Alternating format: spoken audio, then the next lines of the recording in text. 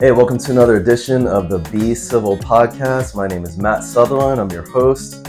This right here is my friend, realtor Sean Camacho. He is the realtor of Florida's First Choice Realty. And Sean, thank you so much, brother, for coming on. Crazy thing about this is that we closed on the house on the 23rd of last year. Today is March 21st, so March 23rd was when we closed on the house with Sean, and that is amazing to me because we didn't even plan this today. No. This was kind of like I asked you last time if you wanted to be on the podcast, and then you remembered that next time we were going to do it. I forgot. I was one that forgot. So I'm excited that things just lined up the way that they're supposed to line up. So really things excited. happen for a reason. Yes, they do. Everything happens for a reason. And we're going to talk about that because that is how we met Sean. But before we do that, Sean, can you elaborate what you do with your, besides being a realtor, like other roles that you play? Well, Florida's First Choice Realty. And Florida's First Choice, besides being a realtor, I'm also the Rookie of the Year for 2022 and the Brand Ambassador for 2023. So with being the Brand Ambassador, I'm out there a lot in the community, whether it's donating my time to local high schools, donating my time to charities, fundraisers, or Dad's Club. You might see me around at maybe even Ybor City Chamber of Commerce. As they say, I get around. So I try to help out a lot, like I said, in the community. Be out there sponsoring, help other agents do events out in downtown. I try to spread myself out, whether it be in Tampa, whether it be in Sun City, whether it be anywhere. Just want to be out helping the community and show there's a different side to us realtors. That's awesome. So, besides being a realtor, and I just learned this about you today, you have a desire and a passion to serve your communities. Yeah, because if we don't help our community, there's a lot of things that we're going to be missing out. And like, let's say helping out the community Friday nights.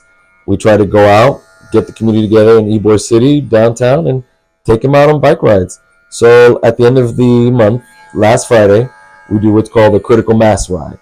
Critical mass ride can be 75, 100, 150 people.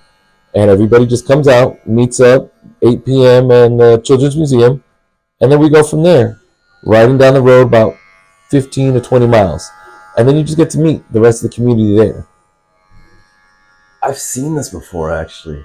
Christina and I have been in the car before, and we're like, whoa, look at all these people on bikes, and that has to be what it is. Yes, I'm the only person there with 2 kids tagged to my bike, dragging them around. And they may not even remember my name, but the second they see me, they're like, hey, there goes that guy, there goes that father of the year. He's struggling to carry 2 kids, but he's here with us. And I do, just to show that, it's not just an excuse. I have my kids. I can't be out, You can still be on the community, doing volunteer work, being out with friends and family, and still be with your kids at the same time. That's awesome. I don't want to lose a second that, as I was saying, I don't want to lose a second that I could have been there, but I wasn't. Being a father, as you know, it's a 24-hour job. When the second you're done working, you got to go home, and now you got to put, as I say, your mommy pants on and keep going. Yeah. The rough nights is when they got to go to the hospital, or they're sick, or you got to help them out with schoolwork, or there's something problematic. That's where you got to turn it up just 10 more notches and be there for them and show them, this is what I'm here for, this is what I'm going to help you with, and we'll get through this together. That's awesome. And that's one thing I really love about you as well. Like, I really love that you are such a great father. Like, I remember when you were showing us different homes throughout the whole process, you were bringing your daughter with you. Actually, as a matter of fact, that first open house that we met you at, your daughter was there with you. Yep. So I make sure to take her all day, every day. Yeah. So behind the transition for being a realtor, let's go back in the time machine and go back to where it all started. I was a server. I was working at restaurants and then trying to take care of my child through a phone or through someone else's help. So when COVID hit and it became very hard to have somebody to watch your child, I said, I'm not going to let that be the decision factor of what I'm going to do in life. So having her next to me at all times was the motivation, the fuel, that I got to get this done. I got to become better. I can do this. I can A, save money, B, not lose time with her, and C, not have to spread myself thin, because I used to go drive an hour to drop her off, come drive an hour back, go to work 12, 13 hours, drive an hour to go pick her up, drive an hour back to come home.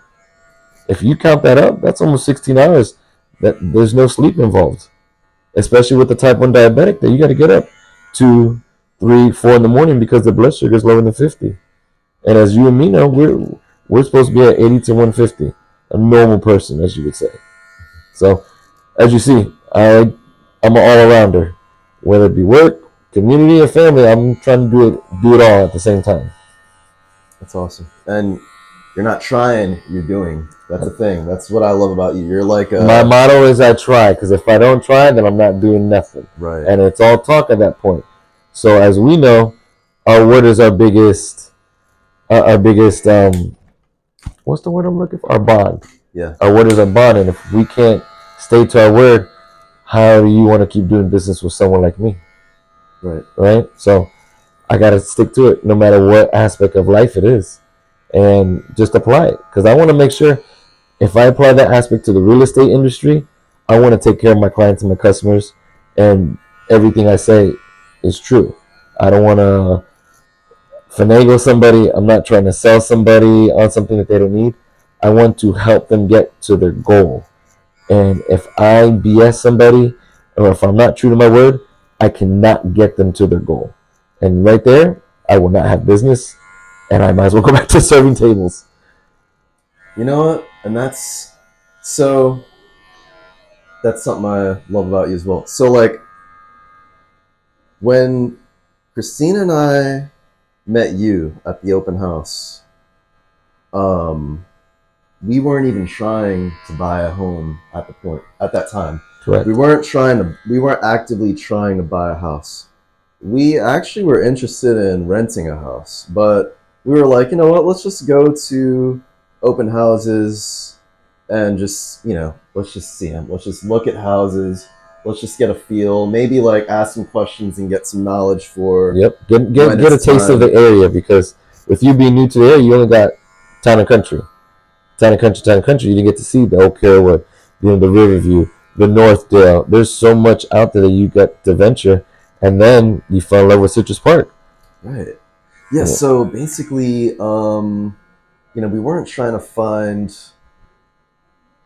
We weren't trying to purchase a home at the time, and then, but we had gone to another open house earlier that day. We went to a couple open houses, actually. We went to 3 different ones. You were the third. The first one that we went to was in Carrollwood, and we had spoken to the realtor there, and we liked her vibe and everything. We liked, just her personality, and she seemed very informative. But then when we met you, we were like, wow, like, you gave us a ton of information. It's like, yeah. You weren't even doing it to gain anything. We feel like. So I think you weren't trying to like sell us the house that you were in, but I think you knew. Did you know you were like? You had to have known you were sowing the seed. So let's set the setting real quick. Okay. The setting that he's not telling you is that the open house was 2 minutes from wrapping up. Yes. Matt, do you remember how long you were at the open house for? Yes, exactly. How long were you there for? A good maybe 30 minutes. Longer? We were there an hour. Yeah, because you were feeding us so much info. We were there an hour Everything just from- listening and questioning and listening and questioning and listening and listening. Yes. It became more listening than questions at one point. Yes. And I think that was where the turning point. That's where you saw the value of, you know what, the information, the guidance is more than the sales technique, or can you get me to buy something right now? Right. You know, I'd rather you make an informed decision, because what a lot of people don't know, when they start getting into properties, it's a big investment. Mm-hmm. And there's a famous line that a certain somebody, you know, named Snoop Dogg said, if you don't own property, you don't own nothing. And it's true. You gotta start somewhere. Why pay the same amount and something you don't own when you can pay the same amount and it be yours? Right. And when you go to sell, the equity that you gain in this home, now you have money to build, and even maybe take a step towards that forever home, as everybody says. Right. That dream home, you know what, I want new construction, I want something freshly built. I mean, there's only so much you can do, but you got to take the steps like you did. Get yourself out there, get the knowledge, find somebody to guide you, and then make the right decisions, which you did. Right. I mean, imagine if you would have been stuck to Oak Grove. You would have probably got your car towed 2 more times. Yeah. Jesus. Do you know the HOA went up there? Really? Ready for this? I think you saw it at like maybe 300 to 400. It was like 350 or something like that. I think something like that. Past 600. Get out of here. And that's only been 1 year since you've been looking for a home. Wow. Oh my gosh. How things change, how laws change. Like when I think between the time you purchased and now, the Miami condo accident happened. Uh-huh. Remember where it collapsed? Yeah. Laws changed immediately. So those are things where we as realtors have to stay informed to help you guys out, because let's say you didn't purchase a year ago this time frame and the Miami collapse happened, the rules would have changed on this whole game, and you would have had to take a different approach at looking for a home, or what home you're looking for. And those things would have been dictating what you're going to buy, where you're going to move to. So also, could you let everyone know, like, I always tell everyone, like, when we purchased that home, we slid into home base as far as like interest rates. Yes. Like, you were at 3. Were you at 2 something or at 3.125? I still don't remember, but I know it's in the 3s. Right now, the current rate, ready? Okay, so 1 year ago, you were in the low 3s. I want to say 3.125. The current rate today, March 21st, 2023, I think FHA in Hillsborough County was 7.1. Wow. And the average rate right now is like 6.725. And word is there's going to be another 1/4 of a point hike increase. Mm-hmm. So now the average person has to look at 7. Wow. So 7% interest. Now let's go back, time machine again. We go back to 80s and 90s. Our parents were paying 14%. Mm-hmm. But think about the prices back then. Prices back then were like 70,000, 30,000, not even 100,000 for certain homes. Mm-hmm. And the cost of living has changed dramatically over these years. Especially in Tampa. And especially the inflation now. It all depends. You got to take a lot of stuff into account. But here's the one thing a lot of people don't think. Buying now today is worth more than buying tomorrow, next week, 6 months. Because that price may not stay the same. Mm-hmm. A year ago, everybody who bought all the way up to May was like, yes. What happened in June of last year, 2022? In this area, it started slowly turning. And now they went from a seller's market to a buyer's market. Do you remember our conversation? Okay, do you have an appraisal gap? You're going to have to go over. Mm-hmm. Now, that conversation doesn't come up. It's what else can we do for the buyer so we can get this home sold? Wow. Mm-hmm. So the big difference from seller's market, you're going to have to go above and beyond to captivate the seller, where now in a buyer's market, the seller is trying to do everything they can to captivate the buyer. Wow. You have people offering rate buy downs, people offering closing cost. Imagine if you would have had that. How much money you would have saved last year? Yeah. It's big difference. People fighting. This year, you have people begging, please come to my house.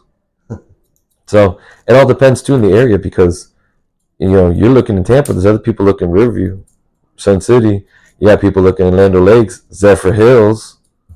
Yeah, that's a whole nother thing. And then new construction has changed the game up from last year to now, too. This year, they're trying to buy rates down, help you towards closing costs.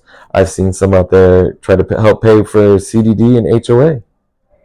So it just, like I said, all depends on area, the market itself, and then who you have helping you. Do they know or do they not know? So in your opinion, is it a good time to buy a home right now?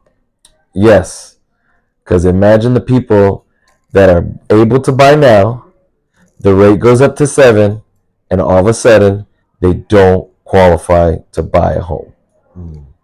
So get it while you can. I've had people who were able to buy November, December, midway January, priced out. That's it. Now they can't even look for a home. So, as I always say to everybody, now's the time to buy. Has there been that rare occasion where prices change? Of course, it happens all the time. It all depends on who's coming, and then is there inventory? Is there demand? You have a lot of these investment groups pulling out now, which is better for the locals here because now people who didn't get a chance now have that opportunity to become a homeowner. Why are the investment groups pulling up? Don't know. Don't everybody has a different reason why they're doing their stuff.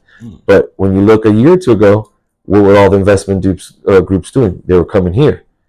Oh my gosh! So I remember we stopped at a few places, a few townhomes, and what was that one?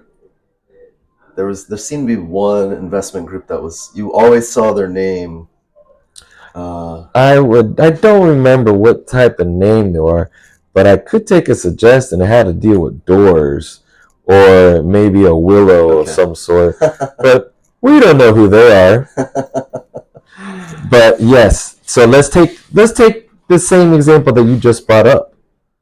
Last week I closed a person who had bought a home under one of those willows or closed doors properties, whatever.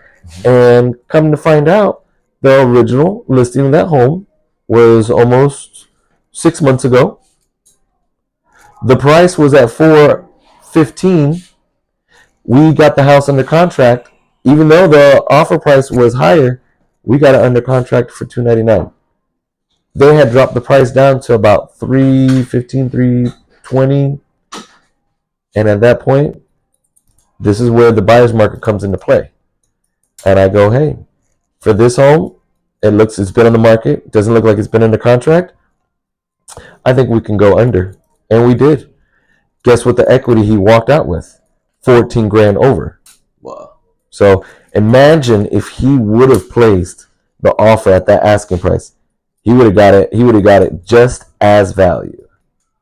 So imagine the difference now working with someone who sees these little indicators, I always say, and go, hey, instead of going asking price, go under. Now, if for some reason you sold a home, now you have $14,000 equity. He could sell tomorrow. Guess what? He made money on his purchase. And this is somebody who has FHA.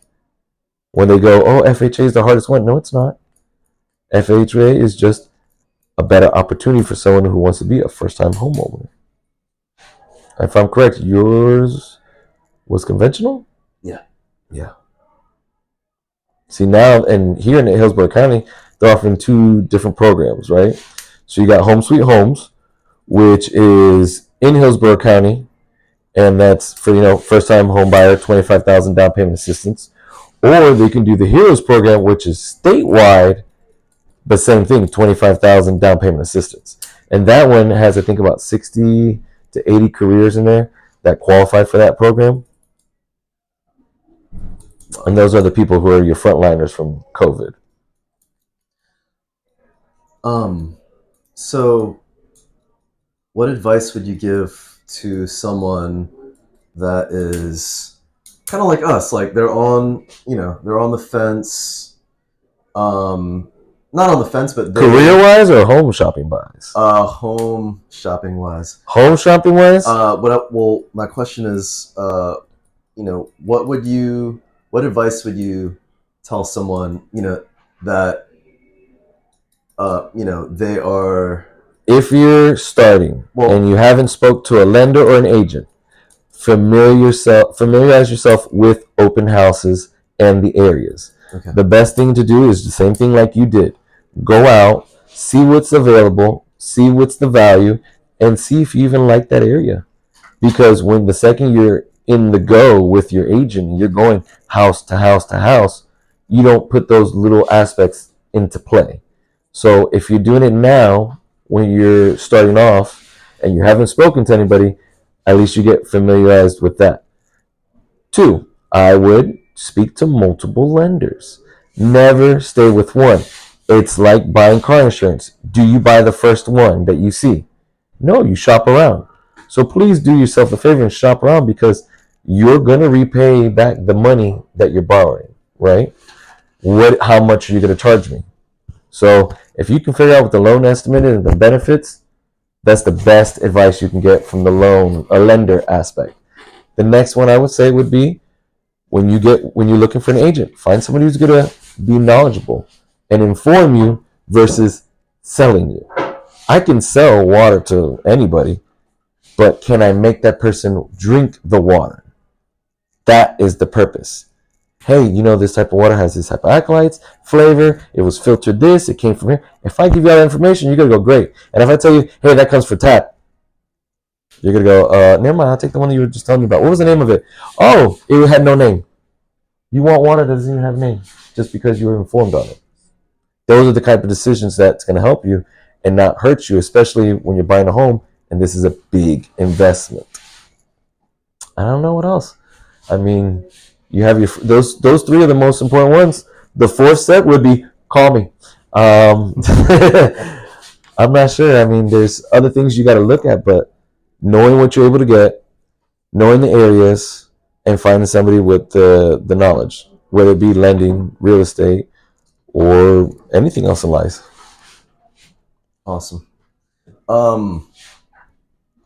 Like besides, the realtor, the community serviceman, I just feel like you are a very, like you've told me your story before, and I feel like you're a very, you've just endured a lot. You have, to me, you're like a phoenix that is, you rose from the ashes. Like you. It felt like that, especially when COVID hit. Because think about it, everything closed down. A lot of people lost either careers or jobs, which made it very difficult. Hey, during COVID, I think at food banks 2 to 3 times a week. Wow. to feed my family. That's it. Wow. Just to feed. And even with COVID happening and the government still trying to help you, what can you do for yourself? What can you do for your family? How can you make this situation better? Mm-hmm. Money was scarce. What could I have done? Well, guess what? If we're going to get all this help, I might as well change the one thing that I should have did years ago and get better schooling. Maybe pursue an actual career and not a job. When you did your barbering, you went for a career. You didn't go for a job. So that's what I had to take it like. And then see my fiance focus on her nursing stuff was that extra drive, because I was not that person to study. I had special classes. I had the ones where you're just like, wow, how did you become this? Well, it's called hard work. Studying, determination, trying to be focused, and then a balance. If you don't have balance and you just, as I say, study, and not have that family or that social life, you'll break yourself. How do you, what keeps you grounded? What keeps you grounded and driving? What is the force that pushes your motivation, that pushes your desire to be who you are and do the crazy things that I do? One, it's the wanting to provide, because remember, I'm there with my daughter 24/7, whether work, school, she's there next to me. She's basically my secretary. You know, the second drive is my fiance, because you got to have that competitiveness in your relationship, because if you're not trying to outdo each other, then what better are you trying to do for each other? You know, let's just take, for instance, last night. It's 12 hours on the road, driving, helping clients. And what do you do on the 13th hour? You help your fiance study for her big exam, her finals this week. Do I know anything about nursing or medical? No, boo boo. I'm real estate. I'll help you with food and everything else. I'm trying to do what I can and try to help her and try to make a difference, because imagine where we can get to if she succeeds. Imagine the lifestyle for the family if she succeeds. Imagine the stress that comes off of me financially if she succeeds. So the desire, the motivation, what's the will, is the push to help them get to where they need to go, so then I can relax and not have to worry about it myself. So I don't know. It's them. It's not me. If it was me, I would have something else ground me, but we can't talk about those medical things.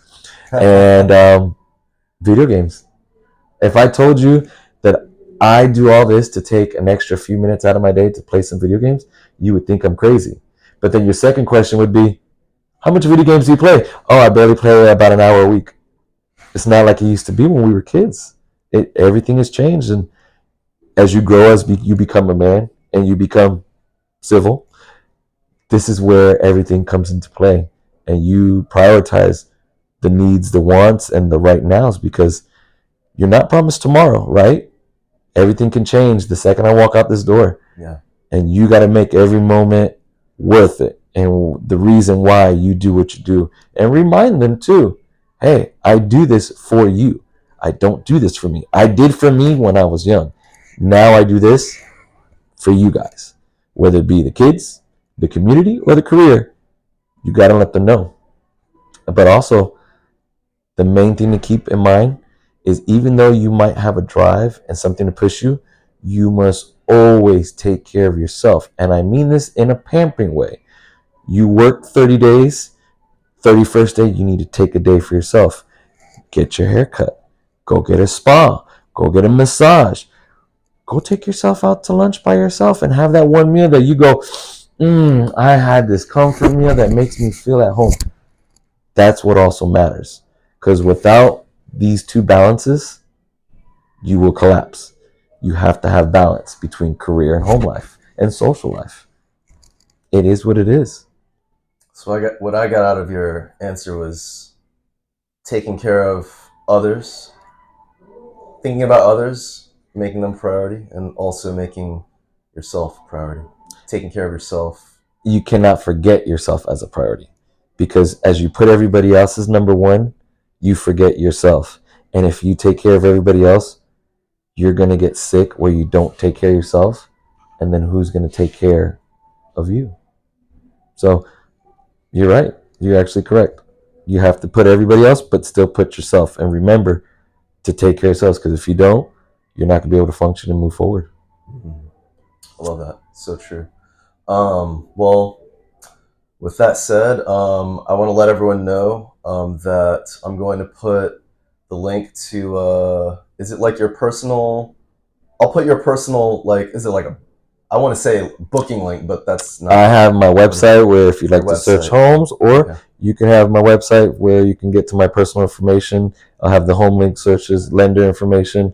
I have all that there connected in his bio. Whatever info Sean gives me to pass along to you, I'll have that in the description of the video. I just want to say in conclusion that my brother, I appreciate you very, very deeply, because every morning, or if it's not first thing in the morning, it's sometime throughout the day. I do it throughout the day as well, but I practice gratitude, and I thank God, universe, for everything that is given. And one of the things I've been remembering here lately is the roof over my head, because that's something that we don't usually, we take it for granted because it's there all the time. Exactly. We wake up and we're like, oh, like, who's going to think about the roof over your head, unless you really think about, what she'd be grateful for. And until you lose it. Right, exactly. And I have you to be very grateful for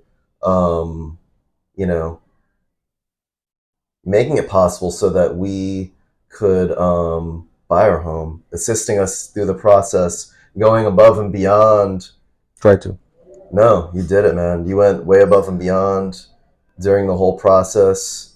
You stayed up late and wrote contracts, and you did all types of things. Took you to go get your car out of the tow yard. Yeah. Because of the showing. Yeah. The improper signage that they had there. Yeah. Other agents would have left you there. That's not good. Take care of your clients. Yeah, exactly. You took care of us, and deeply grateful for you, bro. And this is the home that we took my daughter home right after she was born. That's how deep it goes, and I appreciate you very much for that, and I'm very thankful for you. You'd be amazed that when I said back in the day when I first started, I wanted to be or make memories, this is what it means. Because guess what? Every time that your daughter thinks of, or you think she's a baby, I'm right there in the little back corner because I was there that sold your house. Exactly. Thank you everyone for watching this episode of the Be Civil podcast. I want to ask you to first subscribe, comment, and like this video. Share it with other people. Share Sean with other people. If you're not looking for a home and someone that is going through the process, or you're looking for a vendor, or you have questions, hit us up. He'll direct you to me, and I'll be able to help you any way or anything you like. Most definitely. And just want to remind everyone out there to always be civil. Thanks, everyone.